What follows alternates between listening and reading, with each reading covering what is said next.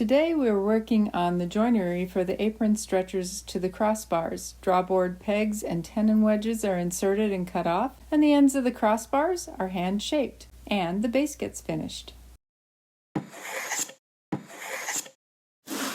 On these double tenon stretchers that are the cross supports for the top of the table, these will be going into the crossbars at the top between the legs. My cheeks are sawed out on all around, and I've cut in with a handsaw on the two tenon sides.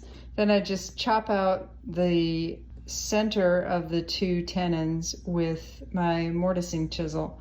I did make it so that my chisel fits nicely between the two tenons, and you'll notice also that these tenons are the width of my narrower mortising chisel.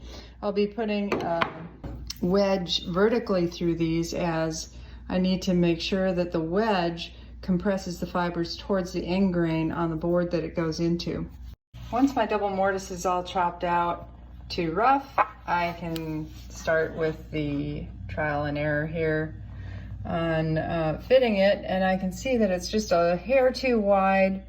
I am wedging it, so it's not going to be an issue to take it a little bit narrower, but I do want it a good fit before I open up the mortises on the other side to receive the wedges. So I'll pare these down a little bit on the sides. To find out how my tenons are fitting, I like to rub a little bit of graphite on the insides of the mortise. That'll tell me where it's rubbing a little bit tight.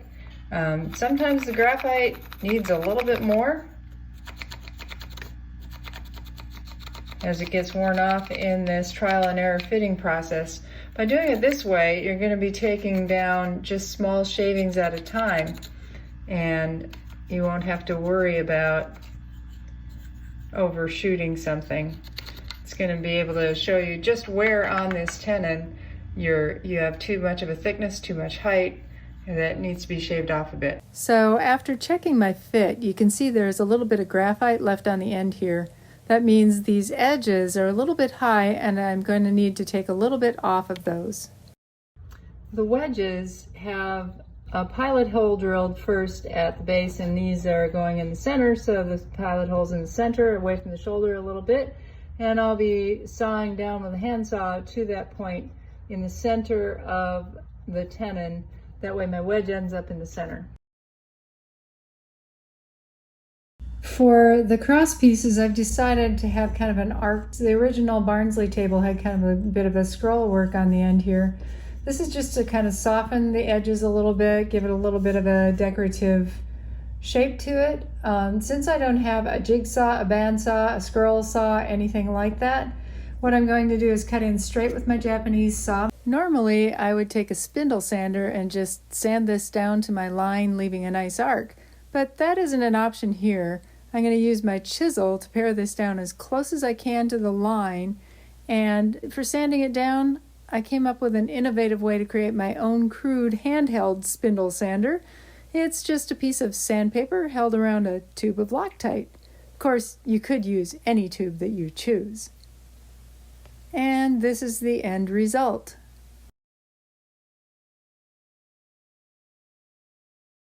Here we are using a 3/8 inch straight bit on a plunge router to make the slots in the sides of the apron sides and crossbars that accept the wooden buttons. The buttons will hold the tabletop down. And the way we made these buttons was using a straight stock of wood. We took it to the table saw and cut out the different parts for the tongues, and then we sawed everything apart, pre-drilled, and you can see we've got a countersink, and the hole that we've drilled is big enough for the shaft of the screw to go through easily. We'll pre-drill this into the tabletop as well, and we're allowing for an offset. We allowed for an offset on the tongues to be pulled down this direction from the tabletop, so it's just slightly like that, and the screw will be going into the tabletop by between 1/2 inch to 3/4 inch. Our tabletop being 1 inch thick, that should be plenty. So you just saw these all apart after you have them all made. We rounded off the edges a little bit so that they'll slide into the mortises that we cut into the aprons of the table. Simple button, easy to hold on to the tabletop, and allows for wood movement. This is the underside of our table where we have our slots up on the inside of the apron. In the center of each of these apron parts, the mortise should be the same width or just slightly wider than the button. That holds the tabletop in the correct place on the base. As we get closer to the outside edges, these mortises will be wider to allow for seasonal wood movement. And we'll pre-drill the table. We've got our bit marked so that we don't drill through the top. And hopefully that's a little shy of the amount, 3/4 amount that it's actually going into the table. Definitely don't want to hit that tape and drill through your tabletop. That would be disastrous. This is also something you probably want to do by hand rather than with a power drill.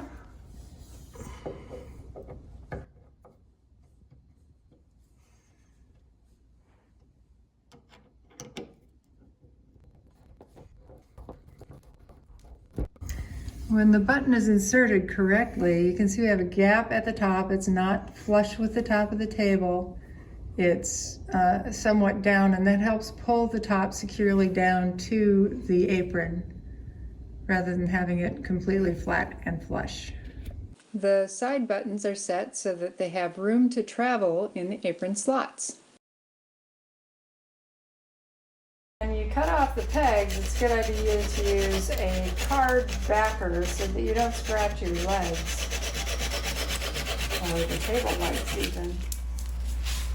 It leaves it just a little bit proud. That's easily cleaned up with a sander or a plane or whatever, probably sander.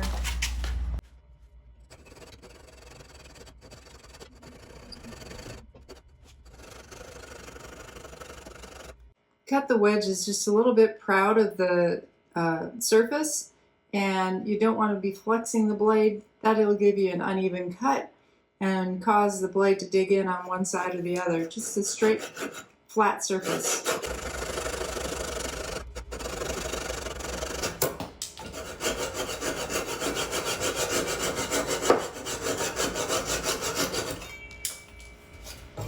These shorter stubs that are left can easily be taken down just with a sander and really rough grit, or a small plane if you happen to have a block plane that could clear that up.